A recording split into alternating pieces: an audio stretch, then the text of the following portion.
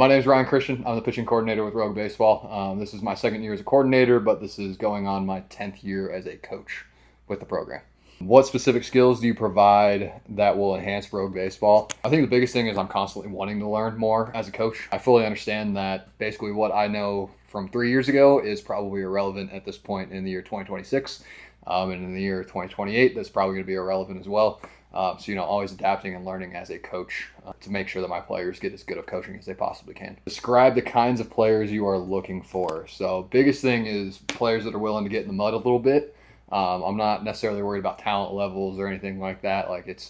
Are you willing to put in the work, do the little things right? If you are, then yeah, I'm all about it. We'll get after it as much as the player wants to. What kinds of services are provided that will allow maximum growth? That's a big one for Rogue. We are definitely full on constraint-based training, which is still a new concept in the baseball world. Not crazy new now, but definitely at the high school levels, it's still a very new concept. And that's something that all of our coaches approach everything with. So it's not, the Q salad, hey, get in your back leg, throw strikes, et cetera, et cetera. Our goal is to make sure that you get problems to solve. And that's going to allow you to be a better player and learn more. So you're not relying on coaches to constantly give you feedback over and over and over again. You start to learn and develop as a player, which ultimately makes it better when you're not around us, because you're not going to be around us as a coaching staff all the time. What is more important, buy-in from the staff or buy-in from the players? That one's going to be kind of an equivalent. It requires both. You get out what you put in. Again, if you're willing to show up every single day and get your hands in the mud, then yeah, we're going to be right there with you, making sure that you get better each and every day. And we'll go home and rack our brains if you aren't, as to figure out why you aren't getting better and what we need to do to change that. I can assure you that there are plenty of nights, like if I have a guy that's doing a velo program and he hasn't gone up in 2 weeks, I'm at home trying to figure out what the heck's going on and how I can fix that problem. What impacts are you looking to make on a player? I want to make these guys as good of baseball players as I possibly can, but what goes along with that is knowing how they learn, making sure they are better learners, better people on a day-to-day basis, hard workers. All that stuff goes into it. This isn't just about baseball. All of these stuff can be taken into life lessons from now on. It applies to school, it applies to their future jobs, whatever it might be. Better that they can learn in baseball, the better it's going to make them out in the future. How can we make you a better human on a day-to-day basis? It is ultimately the goal. What is your approach when it comes to helping an athlete get to that next level? We got our arm care sensors to make sure arm care is their arms stay healthy. Doing that on a day-to-day basis is always something that's one of the first things for pitchers is you're only good if you're available. If you're hurt, you're not available. If you're starting to push the boundaries into being a Division I athlete or a really high-end athlete, are we getting enough sleep? Are we getting the nutrition right? Are we getting the lifting on page with how we're working, structuring pitching? Is the PT on the same page as the throwing side?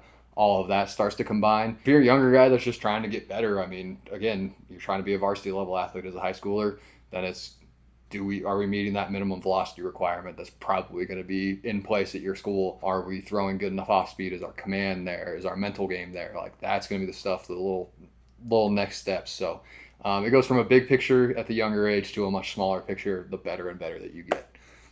Adapting to the different players that are coming through can be challenging. What do you look to continue to learn as a coach and mentor, or is it mainly experience-based? Learning more and more, how to push athletes, what to say, what not to say, et cetera, et cetera. But every player is different. Everybody's got to be approached from a different angle. I'm constantly learning.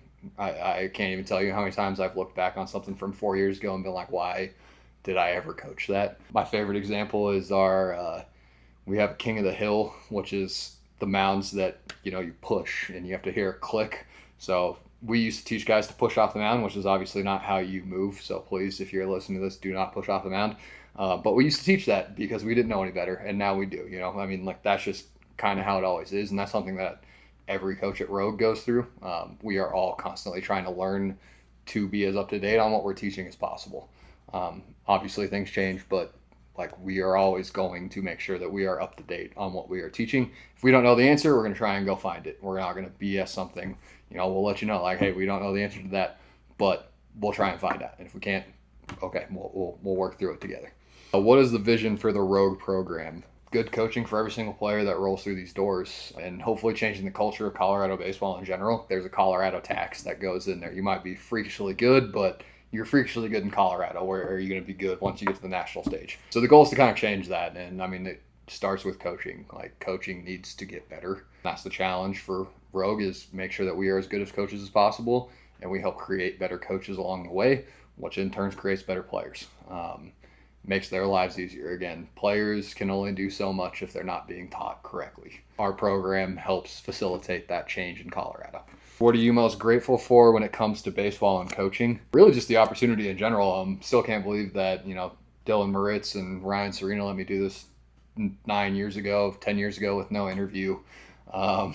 No real background in coaching or anything like that. They kind of just let me sign on, and that kind of just stuck around ever since. Again, this job is unbelievably fun. It's super easy to do. I mean, not easy to do in terms of like, it's easy to coach. It's just easy to do because it's always fun to show up. Every single day I show up to the office, it's a great time.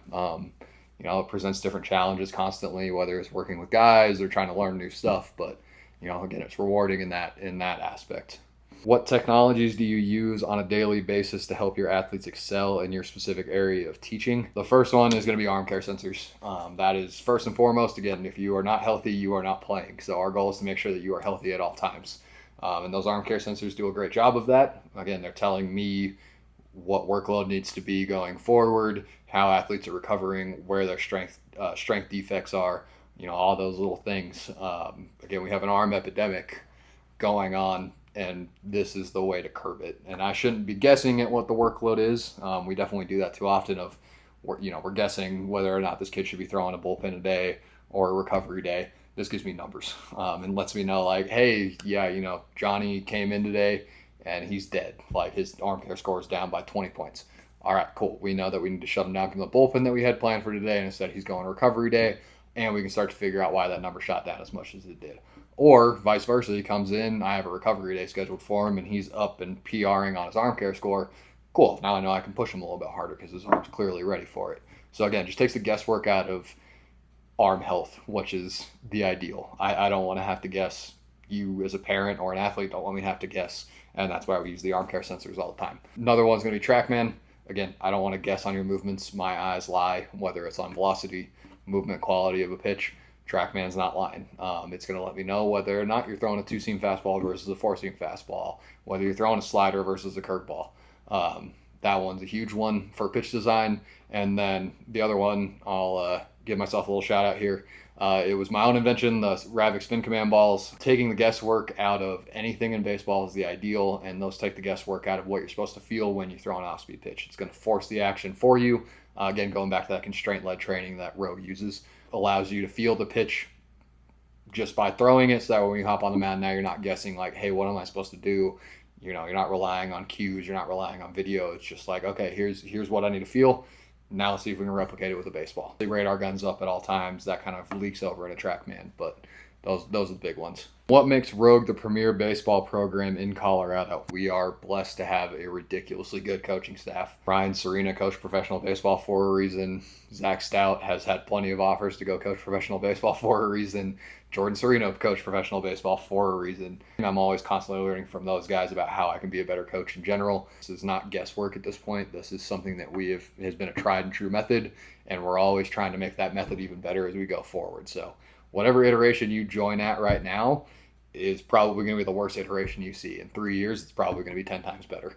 Pitching scenario, a high school pitcher wants to throw 90 and he's currently sitting at 86, 87. What is the general process for the athlete to reach his goal? What role do you play as the coach in this scenario? Why should a parent entrust your judgment when it comes to that scenario? So the first thing is always going to be an assessment. You want to get a mechanical breakdown and see where those desyncs might be coming from. Check the TrackMan data. That helps reveal some desyncs. If you're like super low on spin efficiencies, that might show that we're flying open with our torso, which could mean that we're not holding our backside very well and our back foot. So all those little things together play into the assessment and figuring out, what's the game plan going forward. After that, it's about the program. Are we attacking those issues? How are we attacking those issues? Making sure that we test and retest constantly, so that way, we can make sure that what we're doing is working. My role is, again, to help facilitate that. If I'm not programming for you, I'm helping you on the coaching side of what's this constraint doing for you. How are you working through the constraint? How are we solving the problem that we put forward for the athlete? More than likely, I'll be the one programming and making sure that my plan is put in place for that specific athlete and making sure that it is constantly working. Again, that's where the test retest comes in. So like for this athlete, it would be for a velocity program once a week. We're checking to make sure that what we're doing is working. And if the mechanical stuff all looks good, then it comes down to little things. Are you eating right? Are you getting enough sleep? What's your arm care score at? Those little things might be just that little bit to push an athlete over the edge to that next level. With a constant flow of athletes and even the transfer portal culture in college sports, change is inevitable. How do you keep up with the changes in culture on and off the field? This one's actually been kind of tough. I mean, again, like stuff changes all the time, and especially at like the high school level, we do get into the grass is kind of greener mentality. Unfortunately, a little too often. And I was trying to make sure that athletes feel wanted and feel like they're getting the help that they need, so they don't feel the need to go somewhere else. It's your career, like you are allowed to do what you want, but ultimately our goal is to make sure that you realize like you are in a great spot and that we're going to make you better.